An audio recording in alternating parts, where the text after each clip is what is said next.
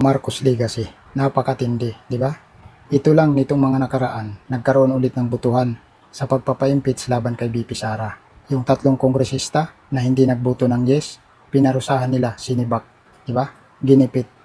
Oh, di ba? Kasi nga bakit ka bibigyan nila ng pagkakataon? Hindi ka naman nagboto ng yes para mapa-impeach si BP Sara. Ganon katindi yung Marcos Legacy, di ba? Timbuaya.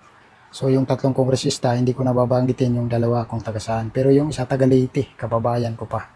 Di ba? So sa panggigipit nila, syempre, kung hindi ka nila kaalyado, kung hindi ka rin naman kakampi sa mga katiwalian nila, bakit bibigyan ka ng budget para sa mga proyekto mo doon sa mga nasasakupan mong lugar? Di ba? Number 1 yan na panggigipit. Oh, di ba? Kung kaalyado ka nila, bibigyan ka, paldo-paldo ka. Di ba? Meron kang pera galing sa kaban ng bayan. Yan yung katotohanan dyan. Pero kung hindi ka nila kalyado, pasensyahan ka na lang. Talagang may paglalagyan ka, ikaw pa yung masama. Diba? Ganun yung kalakaran.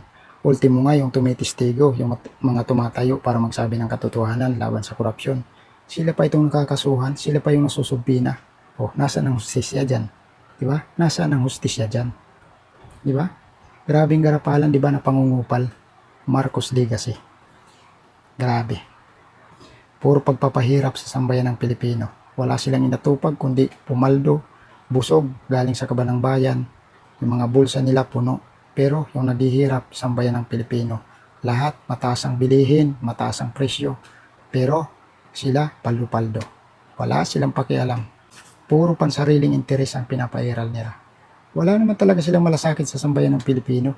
Diba? Nag-aagawan sila sa pwesto dahil sa pera galing sa kaban ng bayan. Ang mga bumabangga sa katiwalian nila, paparusahan, gigipitin. Yan yung katotohanan dyan. Marcos Legacy.